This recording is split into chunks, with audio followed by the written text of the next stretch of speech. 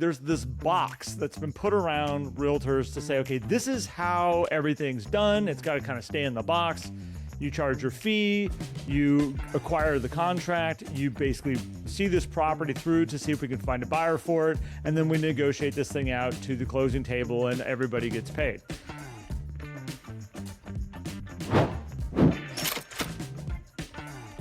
Welcome everyone to 10 Tenths, where we coach agents out of burnout into high-performing businesses that fuel their lives. And here we are again with another great episode. He's Garrett, I'm Matt, and we're going to talk about money today. I know you all love talking about money.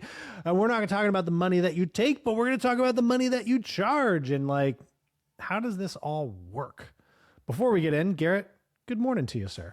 Good morning. Good morning. I'm excited to go down this path here. And I think the interesting thing is that it all came out in my mind. The reason I wanted to go down this path was that we have been having lots of conversations in our coaching program about your number one thing is to figure out who real sellers are, who real decision makers are, because the last thing you want to do is keep yourself awake at night, bleeding money, marketing a property, trying to sell the home for somebody that isn't willing to do what it's going to take to sell the property.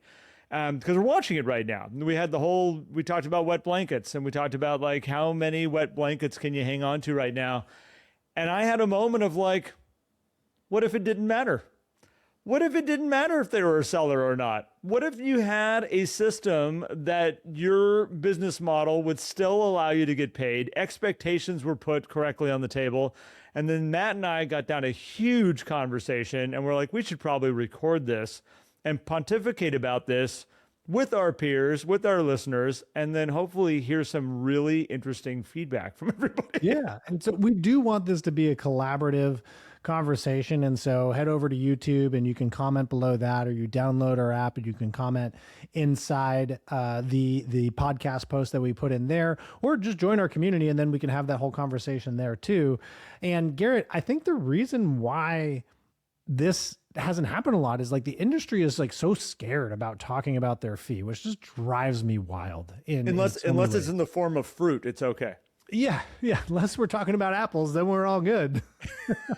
Sorry. You're safe as long as you don't mention percentage points. But I think because of that, we have stopped looking at how do we want to really look at the value of what we charge, and how do we bring good quality service to people based on what they want to do? And we were kind of talking about, well, what if you have sellers, they are a real seller, but there's just some reason why they want to list at a higher price? Or how do you handle two different sellers where one has done an outrageously good job on taking care of the home? They've even designed it super well. I mean, this home literally sells itself. You don't have to do much things to it. It's do they get the same fee? And then also, and you and I were like, oh yeah, we would do this. And everybody, I would be curious. This is one thing I am really curious. I want everybody to go and comment wherever you need to do for this is, if someone just handed you a deal, came to you and said, hey, we got buyer and seller together. They already agreed to the contract. They just need someone to oversee it, manage the paperwork, manage the transaction, and just kind of be that person in the middle. Would you do that for 1%? And I think almost everyone would be like, yeah, I totally do it for 1%. Guaranteed deal. And I just got to manage some stuff and some people. Sure, we can make that happen. And so, all right, we've now established that there is a baseline of well, my fee for X is this. But what about all the other stuff? And how do we manage that when we're talking with clients, Garrett? Yeah. Well, it's interesting is that I did that deal years ago when I lived in Seattle. Really good friend of mine decided he wanted to buy my house. I decided I wanted to sell the house. Just kind of happened to kind of high five at the right moment of going we're doing this. And the next day we went down and we paid an attorney to just do the paperwork for us. We didn't do inspections. We didn't do anything. We just traded property or sold property. And so it's interesting of would I pay a real estate agent to step in and be like, hey, I'll oversee this, make sure the paperwork's done right. And by the way, Tom, you might want to do an inspection just so you're aware of the property and stuff, and we can work it up in a way that it's not about on the transaction, whether it's going to go forward or not, but you at least are knowledgeable. That would have been good to have somebody do that, just to oversee it in that way as a licensed real estate agent. And would it be something that would have been a very simple fee to be able to pay for that both my friend Tom and I would have been like, man, it seems fair. Like, let's do that. Yeah. We're not listing the whole property. It's not being marketed. There's all these moving parts. We are But curious to hear what if it was a flat fee? Not even a percentage. It was just X dollars. what I paid the attorney. Right? Like, wait, all these other people involved in the deal, you know? I mean, I Yeah. think this is what I want people to think about is like, it doesn't even have to live inside a percentage. It can be a dollar amount, and it even doesn't even have to live inside the closing document. Like these monies can go all different places as long as there's value being delivered. Like, this is business, right? And so you're not going to just collect money for nothing. But if there's truly good value there, and Garrett, you had a pretty interesting idea. If somebody really wants to price it high, it's like, okay, how do we shift some of this risk? Because when we look at money and what people are getting paid, a lot of it has to do with the value being delivered and also who's carrying the risk. Typically then determines what is the volume of money that's going to get paid. Because if there's more risk, it's probably going to be a higher fee. If there's less risk, it's probably going to be a lower fee.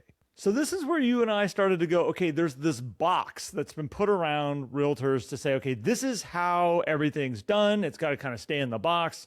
You charge your fee, you acquire the contract, you basically see this property through to see if we can find a buyer for it, and then we negotiate this thing out to the closing table and everybody gets paid.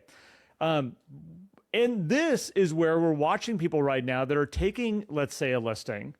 Let me take this down two different options. One is that we're sitting at a listing presentation and they obviously want to price it too high. We know this immediately. They know it. They're like, yeah, but I want to try it. Our option that we have right now in this box is you get to say, I either take an incredible high amount of risk, but at least I got a listing. But I take a high amount of risk. I'm going to take a lot of money and pump it out to a property that I know I'm going to have to beat on this person to try to get them to reduce their price. And we have people come to us all the time, Matt, that are going like, oh my gosh, I have these sellers and they just won't listen. They won't. They even told me they would reduce the price up front, but now they're not reducing the price. And we're just bleeding money and this is painful. And I don't know how I could handle. If I had 6 or 7 of these things, I think I'd be out of business. That's our like solution right now. Or we tell them, I can't help you. Good luck. But if you want to price it like that, I can't take that risk as a business owner. So I really appreciate your time and good luck selling it. And then we sit back and we go, crap.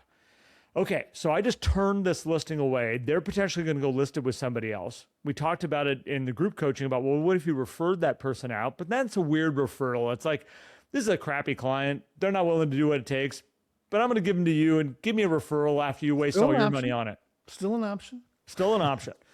Or we just completely turn them away. We watch them put it on the market at this higher price and we go, is it going to actually sell? Oh my gosh, they actually are under contract on that price that I turned that thing away at. Like, I've seen that happen. That's a real scenario. Happened to me. I even had the seller like call in and be like, told you. I'm like, man, that was a tough call. So I had this moment this morning where I'm like, but what if we went completely outside the box of what we've done and what everybody thinks is the way that this has to be done? And we have other options.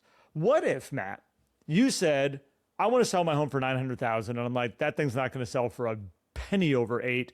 And just having it on the market right now in this market, no one's even going to look at it. They don't want to have to get into that type of, they're not going to give you a lowball offer.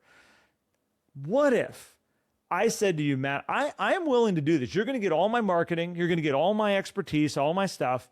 But you're going to pay a flat fee for those services. So that means if we do your price and we get to the expiration date of this contract and you're like, I don't want to sell, like I'm out, you owe me money for my expertise, my marketing, all the services that I have, everything that I pay for that I do to market property.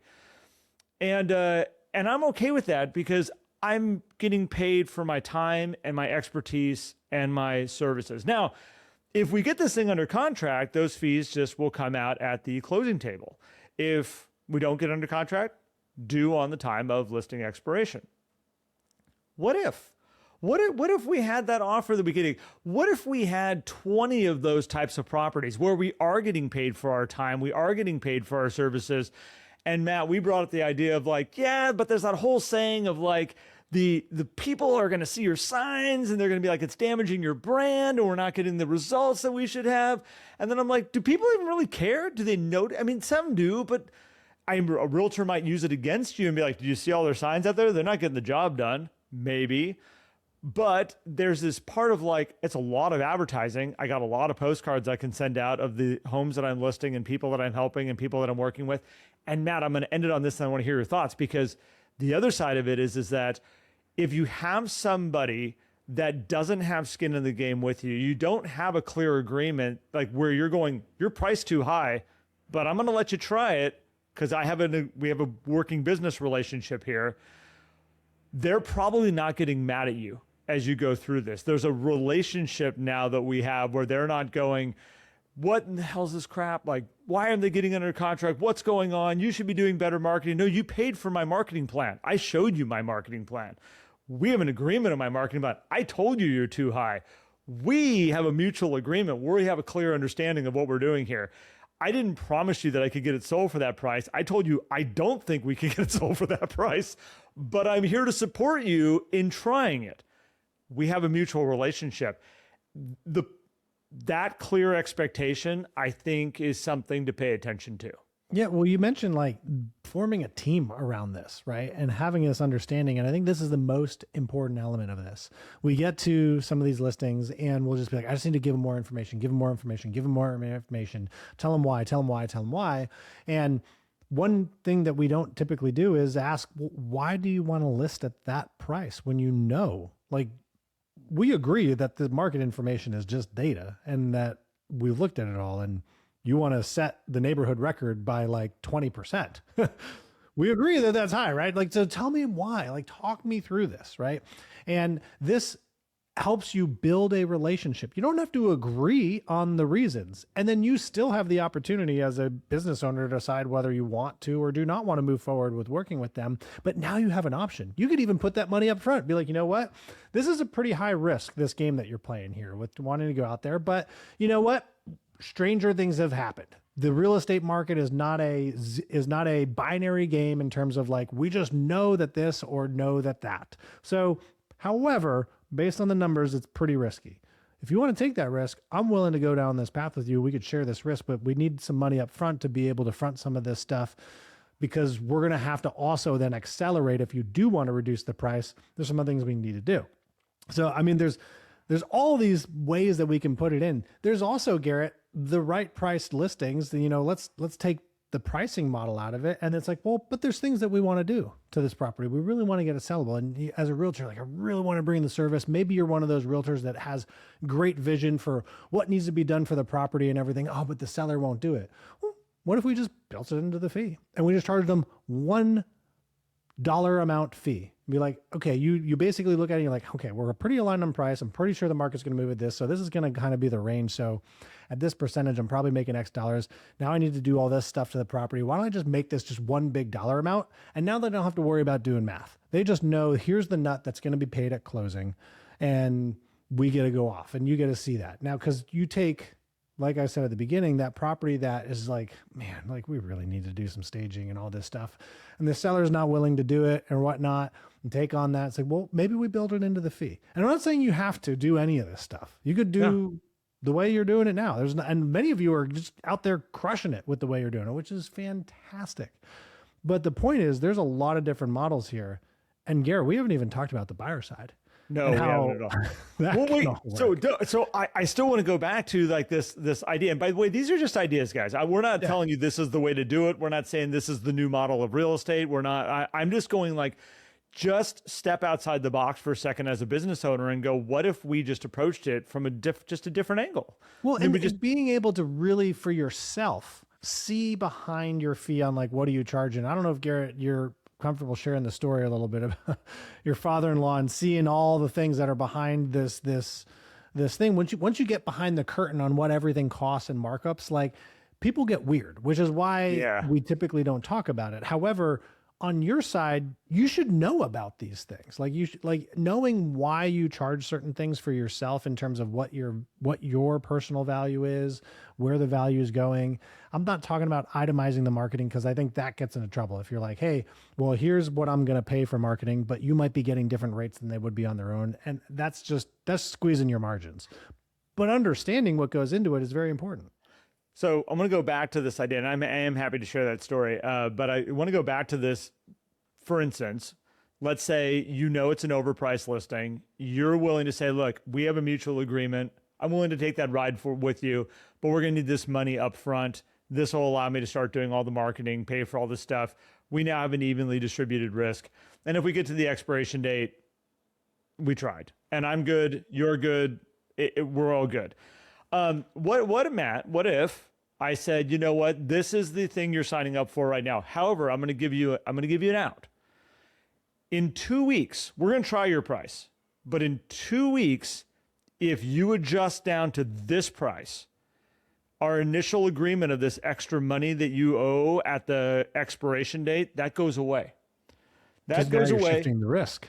Yep. Now I feel good about the environment that I'm in. And instead of you owing me money if it expires, you owe me nothing if it expires, but you're going to pay me our full agreed fee at closing, just like we normally would have had a real estate agreement of me helping you sell your home. That would allow you then, at this moment of 2 weeks in, we get this moment that we can go like, all right, here's the price. This is what it needs to be at. And all of a sudden they go, nope, I'm keeping it up here. You go, great, that's your decision. You get to make that call. You're the one who makes the decisions in this process. And we're going to keep rolling the dice and see what we get to the end of closing. We got a couple more months. We'll see what happens. If they're like, you know what? We got a chance to try it. It's been so quiet. We saw our neighbor's house down the street sell. And you know what? We understand the risk and we are willing to go down to that price. Now that price, I would say I'm calling that price. I'm setting this is where it's worthwhile for me to eliminate my risk protection and go, here's what it needs to go on the market for. This is all negotiable stuff. This is all a great conversation to have with the seller and see what we can do to create a healthy working relationship where we're shaking hands and being like, I have clear expectation of where you're at. You have clear expectation of what I'm at. And now we just need to, move forward and see where this thing goes. I think it could allow you save you from having to say goodbye to some people. Cause like, that's what we've been told in this industry. They can't get the price down. The only option is to say, good luck, Mr. Seller. It opens up a door where we get to put the relationship first because we have great referrals, great people we've worked with over the years that to kick them to the curb and just be like, sorry, can't help you at that price. Good luck on that one. Yeah. What do we do? What do we do with that? Man. They're a great referral from a great friend of ours that has sent us so many referrals. It's his kid. What do we do? We have an option for you now. We've got to look outside the box. We can't just do this in the ways that it's been said it should be done for so long. Yeah, because there is so many, and there are other ways that people are doing it. I mean, Opendoor has now their cash now, more later option where you literally sell them the house, then they give you money, and then they fix it up or do whatever they think is necessary, get it ready for market, and then your agent can still go list it. And then if they sell it for more, and I'm sure there's a bunch of stuff in there, you get a share in the upside. Like, now I'm sure there's a lot of fees and people, I don't like Opendoor. This is a great option for people who just want money and want to move. Like these like companies like Opendoor, I know that there's a lot of friction in the industry about things, but this is the type of out of the box thinking that I think can create, I mean, they're still here. Everybody said, oh, Opendoor's going away. Like, oh, Zestimate, their instant offers failed. Opendoor's the next one. Well, they're still here. And there's other companies that offer these little loan products and stuff, which apparently those are okay. But when Opendoor does it, it's not. I mean, come on. So my belief is consumers are like water. Water will always find a path. It will cut a path through a mountain to make it to where it needs to go over time. And I think what the interesting thing we need to look at here is that we need to make this easy for consumers. We need to give them options that they feel like they're being listened to, they're being paid attention to. And when we get these boxes, and I'm watching the industry put up these really tight walls right now of like, here's all the new disclosures, here's all the new things we need to get you to sign, here's all the things that, are we really protecting the consumer? Are we protecting the realtor? I'm a little confused on that sometimes.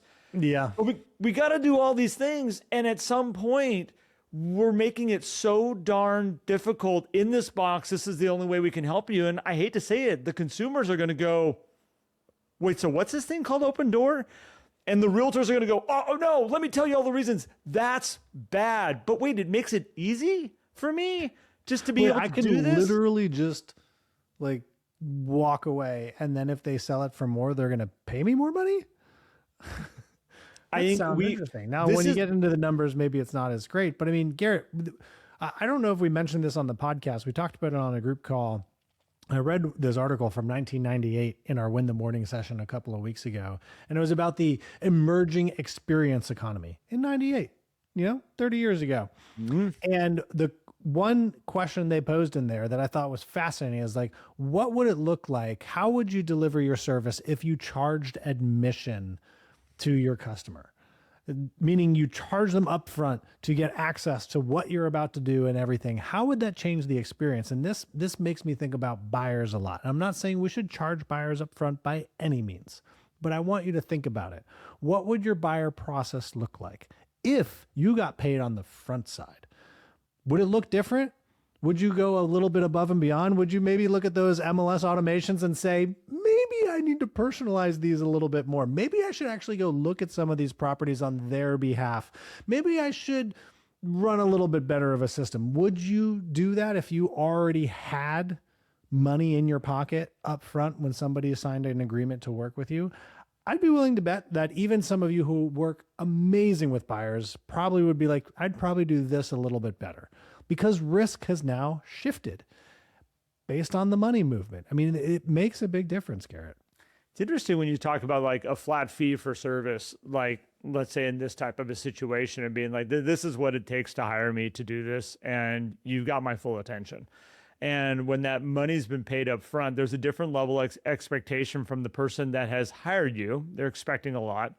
And I do think there's a place to perform. And I think in this industry, a lot of times we can find ourselves putting on a lot of time, a lot of energy with this big question mark of, is there anything at the end of this? And sometimes there's those times like these buyers are requiring a lot of time from me right now, and I don't even know if we're going to make it to the closing table.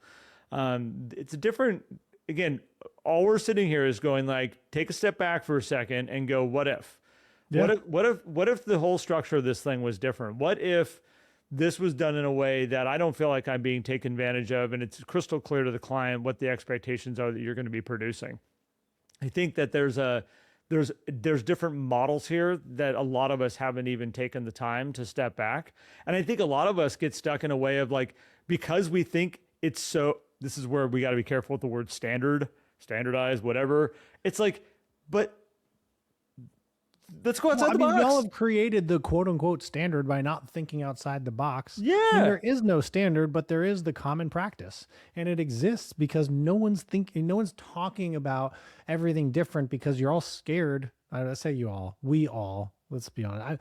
I remember, Garrett, sitting in my first, like I was maybe, I don't know, 2 years into the industry, and I'm at big conference, speakers up on stage. He's not a real estate agent, but he's talking to real estate agents, and he all of a sudden starts talking about just like, hey, how you charge for your fee. Let's say it's, 3%, right? And he was just using it to give a math example. He wasn't saying this is what you should charge, and we all need to collaborate and agree that. Somebody in the back room goes, hold up. Nope. Can't use that. And he's like, whoa, what's wrong? He's like, we cannot talk about our commissions. Instead, we got to use apples. And I was like, excuse me? We got to do what? And so he's talking about 3 apples up on stage. And I'm just like, this seems really dumb. I mean, we should be able to talk about, not to collaborate and to price fix, right? Because that's what the thing, but we should be talking about different structures so that y'all can go out and price your services according to you, because the gas stations across the street see each other's prices all day long, and they probably try to compete on them on a little bit. Now I know there's a lot of regulation in the oil and gas industry as well, but a lot of times they're not the same price, Garrett. Isn't that Matt, interesting? the minute you customize it and you have your own way of doing it, flat fee, whatever you want to do and what you want, there is no standard. There is no like, this is the box that we're in. This is the way everybody does it. This is the just the process that we all do. No, I have a service that I do specifically for people in your situation, and I'm here to help you. Yeah. Like, that's it. I am willing to take this ride with you, and here's my service, and here's how we're going to approach it. I think like these are opportunities we just have to lean into, think about a little bit different. And just like you'd mentioned, like, we don't put all the fees on the table and we don't show everybody all the stuff and all the numbers and all the thing. It's all this arbitrary piece. My father-in-law here just recently had a deck built, and I don't know what the builder's salesperson was thinking, but he said, send me over all the stuff. Like, oh, I want to see what the breakdown is, what I'm paying for certain things. Well, he sent them over the internal one that had all the products with all the markups on it, from what they got it from the supplier to what they were marking it. It was everything. The plumber that had to come over, what they were going to be paying for the plumber, and then what the markup was that they were going to be making on profit over that plumber. And my father-in-law flipped out, and turn into a hard negotiation, because he's like, why am I paying I want to pay what that plumber's flat fee is right there. I'm not paying you to hire the plumber. Like, I'll hire the plumber. We'll do this. We'll do that. And it turned into a nightmare. The whole thing turned into a mess. But it's one of those things, like when you get into those types of details and you get into all like trying to break it down that far, this is where it gets really strange. And this is where, Matt, like having a flat fee and be like, you're hiring me for service. Here's my service. There's an element in there that I think you can build a very, very, very easy to describe business out of, easy one to get the trust of the person to say, okay, look, I understand what you're doing. I understand where we're going. I don't know. I the big picture, Matt, I just think there's a lot of different ways we could look at all this stuff, and opened up a great conversation with us this morning. And maybe there's even just little tweaks that you can make to different things here and there too. And so, as we said at the front side of this was all for the idea process, for thinking, for getting outside that box. So we want to hear what you guys think. Like, go ahead. Like, you don't have to mention numbers and all that stuff, because we definitely don't want people to think we're collaborating in the comments for sure. But you could just put in, like, go share. Like, do you like any of these ideas? Do these resonate with you? Do you think something needs to change? Or you're like, nope, single percentage fee is just the way to do this. It just makes everything easier and all that stuff. Cool. If that's the way we do it as we move forward, that's great too. But go over to YouTube and comment on that stuff, or send us a message too. I do want to add in one more piece as we're sitting here, just kind of like, because I did make that comment of like, what if you had 20 of those properties and they were all overpriced, but you're focusing on the relationship and you had the clear understanding? I think it's interesting because there's a lot of agents I know that are listening to this right now that would be going like, that's a horrible business idea. You don't want to be handling all these people that are overpriced listings and whatnot. But I also want to put out there that by thinking about this from different angles, I want you to also think about it from a business owner, that like there are other profit models in here, maybe than just a closing. Yes. In the process of helping somebody try to achieve what they're trying to achieve, it's not that you're just not going to get paid by taking that. This is the interesting part of like, that's a business model. If you had 100 of those signs all over town and every one of your clients was clear on what they were doing with you and what you were helping them try, you're making money on every single one of those situations that are going on.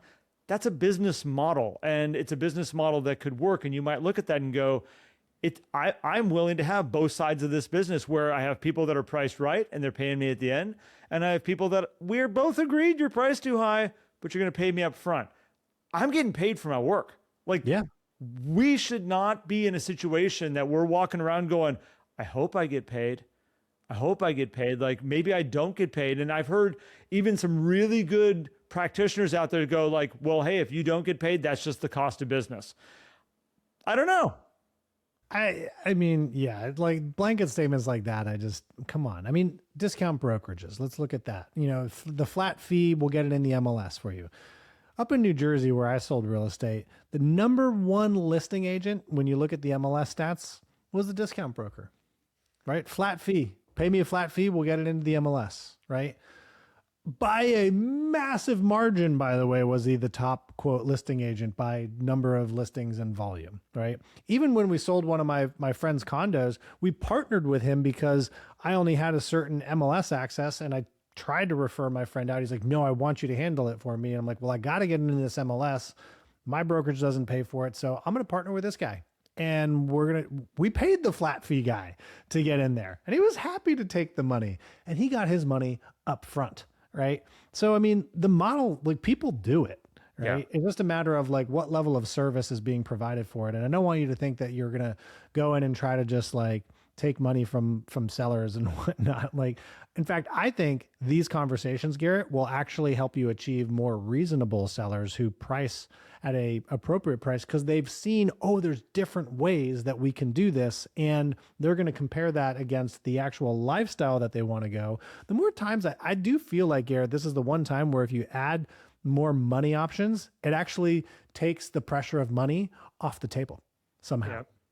So, well, for all of you that joined us, thank you so much. We appreciate you. As Matt and I say all the time, your business should fuel your life, not consume it. And so if that resonates with you, if these types of conversations resonate with you, we'd love to have you in our world. We've got an amazing group coaching program that we call the 11 Circle. We have easy access into our app. You can go download it. We have free stuff in there for you. You can get all the episodes in there for free. You can comment on them. We'd love to hear your opinions, especially on an episode like this. We'd love to hear what your thoughts are. And even if you're like, I think that is the craziest idea and we need to go back to the regular, just don't mess with the model. I would love to hear your reasons why. I'm all in. I'm not saying one way is the right way or the other way. Just thinking, let's get creative here. If you want to come check out other episodes, go to YouTube. We have all of our library on there. We also have it through any way you're listening to it right now. We appreciate you, Matt, and we will be back soon. We will. Man, it got dark in here over this episode. See you guys later. Have a great one, everybody.